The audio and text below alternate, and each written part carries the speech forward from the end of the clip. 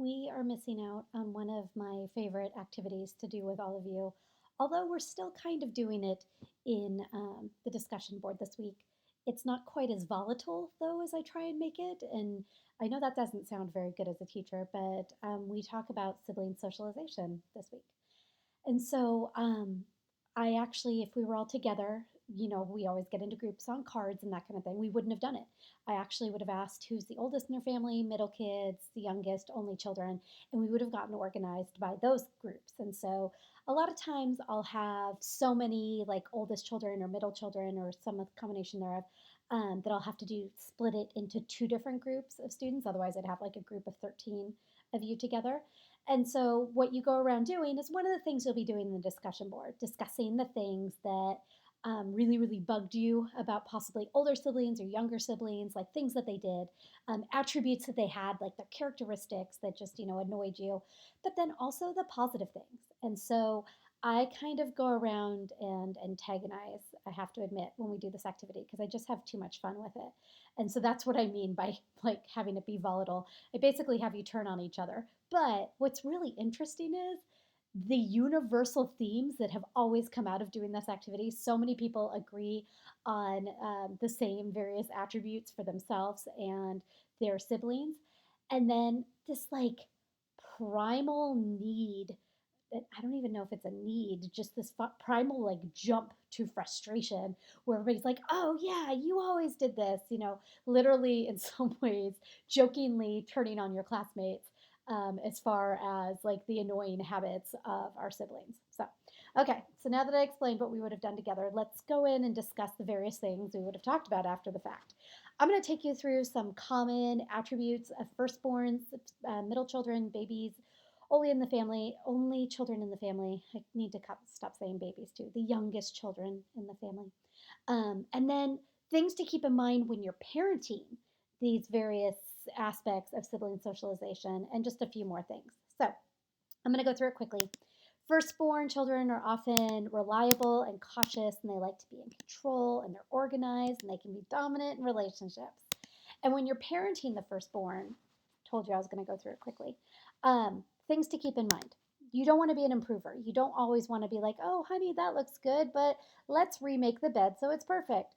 A lot of times, a lot of the cautiousness and kind of nervousness that might result in an oldest child's socialization is because parents, I mean, it's your first child, you're kind of micromanaging.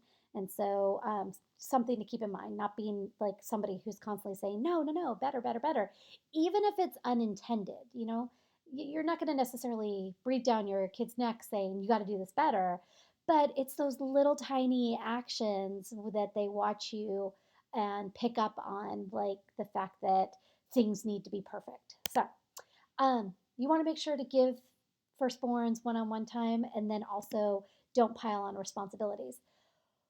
By virtue of their age in your family, they're always going to be the most independent, whether they're 3 years old or 13 years old. And so making sure that you don't necessarily just give them all the responsibilities in the family because they can do the most, and then making sure that they, still get that quality time, even though their younger siblings might kind of require more hands on care. Okay, middle children are people pleasers and they thrive on friendships and they can be good at compromising and they're a peacemaker. But here's the thing, they can be secretive. And the reason they can be secretive is because if you're going to be a peacemaker and be a people pleaser, you can't really oftentimes say what you're really, really thinking. So, like my sister, for instance, is the quintessential middle child, and everything is always fine, and she never like really admits to getting mad. And if you call her on the fact that she might be mad, oh no, you were wrong. She's not mad. So she kind of keeps all of her emotions really, especially the negative emotions, kind of tucked away like they don't exist. Because if you, kind of tell people how you're really thinking, that's not exactly keeping the peace always. So when you're parenting the middle child, make time to listen. There's that old like I even make a joke of it in the discussion board, like that middle children get forgotten. But a lot of times, those firstborns can be domineering, right? And so, in addition to making sure that you're making time to listen, also allow your middle child the opportunity to make the decisions on behalf of the family. So they pick whatever the movie is you're going to have that night, or, the special dessert of the week, or whatever it may be. And then here's something interesting that we don't really think of altogether with children now as much. Like, when I was growing up, like your documentation of existence was a baby book, right? And so, basically this kind of notebook, photo album, scrapbook type, keepsake that, just told you when, the day you lost your first tooth, or when you started eating solid foods and things like that. And the pictures of all the different things. I hear myself saying a lot. I wonder if I do that all the time, but I'm going to put that aside. I'm going to now be really, really paranoid about like what my bridge word is that I say all the time, but gotta stop. When you think about it, social media in a lot of ways has taken the place of updating family albums. How many photos do we even print? Right? Not many. And so that's something to kind of just tuck in your head anyway, as far as having like a tangible um, display of your life. But oftentimes in the days of baby books, the firstborn, much like myself, would have this extensively documented baby book. And then the secondborn, much like my sister, would not get much at all. And so that's what it means by updating the family album. Whatever you do to document your firstborn, make sure that you're continuing that if and when you possibly have more children. Okay, our youngest kids, they're fun loving and they're natural charmers and they're uncomplicated and they're very outgoing, but they can sometimes be undisciplined. And when you're parenting the youngest child, you want to make sure to stick to the rules and also to continue to like hand out responsibilities. A lot of times, if you've had two, three kids, you know that, you don't necessarily need to be as micromanagey and careful as you might have been with your firstborn, right? And so there might be kind of some laissez-faire, like hands-off kind of parenting. Like, yeah, you'll know they'll be okay. And so you want to make sure that you still stick through the rules to with every child. I noticed that in my family, whereas I had a curfew like at 10 o'clock or something like that. Like all of a sudden, my sister didn't have as much of a strict curfew, and then my brother had no curfew, that kind of thing. So, my brother being the youngest. Granted, gender kind of plays into that too, but we're not on that topic. That's for next week. The other thing, too, is whereas you don't want to pile responsibilities on the oldest in your family, you also want to make sure that you're giving responsibilities to the youngest in your family. Maybe they're the baby, but you want to make sure that you're finding tasks that they can do too, so that they know that they can contribute and that it's important for everyone to contribute. Let's go back to, like, for instance, second shift. And when we discussed like who in a family should be doing various tasks, it takes an inordinate amount of time to teach young kids how to do some of those house tasks, and they're not necessarily going to do them to, a wonderful degree of skill. But to capitalize on the ages when they're enthusiastic about, sweeping the floor, as opposed to all of a sudden handing a 10-year-old a broom and they're like, what's this? I don't do this. That's something really important to think about, is how you hand out responsibility and how you structure responsibility in your family for every member of your family. And then the other thing that I'm sure happens is applauding accomplishments. If you've had three kids, that means you've had, kids losing teeth for years and years. And, you've gone to numerous eighth grade graduations and all those types of things. And so making sure that every time that a child, no matter their birth order in your family, accomplishes something, and I would imagine the vast majority of parents, of course, do, but it's just as exciting to see every child hit all these milestones. When you are an only child, you're oftentimes mature for your age and you're also a perfectionist and conscientious, but you can struggle with other kids. A lot of times they'll say that an only child is like a firstborn, like exponentially, that type of thing. So when you're parenting an only child, make sure to schedule lots of play dates and make sure not to spend too much, like literally financially. In a middle class family, if you have one child to focus your resources on, that could possibly get out of hand. And so you want to be conscientious about that. And then keep in mind it'll go by really fast, which this, every time I say this to classes, just makes me think through. Like, I, as you know, have had an only child. And when you have one, those 4 high school years are just 4 years. If you have two, three kids and there's, 2, 3 years between them, you could have a child in high school for 10 years in some cases, even more. And so just keeping in mind that all of those times that you are going through life's milestones with an only child, it just goes by really quickly.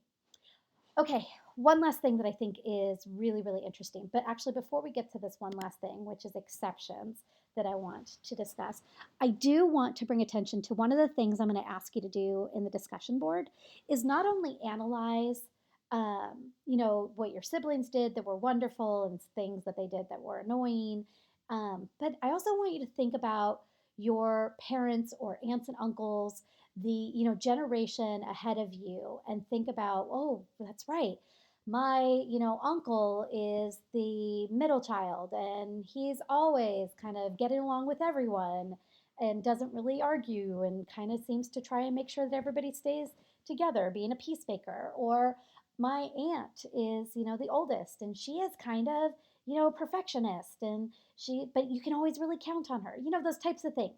So if you want to go back through quickly and see, because I know I went through it at a pretty breakneck speed, the various things that are attributes of firstborns, middle children, youngest children, and so on, only children, and so on, to kind of think through, where have you seen examples of that? Because it's really interesting when you think about it. Where you are in your birth order in your family is going to shape the perceptions that you have of your children and their birth order. So let's say Sean and I were able to have 3 kids, and I'm the oldest in my family. Actually, Sean's the oldest in his family too. But for the sake of this anecdote, let's assume that Sean was the youngest in his family and I'm the oldest, right? If we have these 3 kids, I, as an oldest in my family growing up, my sibling socialization is really going to impact the way that I look at my own youngest child in some ways. But if Sean were the youngest in his family, he's going to kind of see a little bit more eye to eye as far as that life experience of being the youngest in the family. And so think about how your parents and or aunts or uncles and the generations ahead of you, kind of their interactions and perceptions of you and your generation are shaped by where they fall in their sibling socialization. Okay, with the few minutes we have left, exceptions. These are things that can kind of disrupt the typical sibling socialization. First is when there's several years in between children. So 5 years is the usual rule. So if you are 5 years older or 5 years younger than your siblings, you might kind of be a hybrid in some ways, is what I usually refer to it as. That maybe you have 2 older siblings, but they're 7 and 8 years older than you. Well, then, yeah, you do have older siblings, but you kind of, some ways, are, especially if it's just you, as the youngest, who's kind of an outlier, you're kind of a little bit maybe of an only child socialization type too. So that can happen where it's not just purely one type of socialization. The other thing too is, if you're a middle child, but there's these large gaps, that can impact your sibling socialization. The other thing too is when there are different genders. So maybe you're the 4th child born in your family and you are male, but you have 3 older sisters. Well, again, you might be kind of a hybrid where you would maybe be the youngest, but also in some ways the firstborn, because you are the firstborn of a particular gender or biological sex or gender. Twins can also disrupt sibling socialization. It's interesting though, I've had twins in my classes, like I've had both twin siblings, gosh, maybe 3 times at least when I've been doing this activity. I do this activity in families class, but I also do it in my intro to social classes too. And they get very possessive over, oh, well, I'm the older one. I was born 2 minutes before. And if some of you have twins in your family or are a twin, because I know that I usually have a handful of people that tell me they're twins on their introduction cards each semester.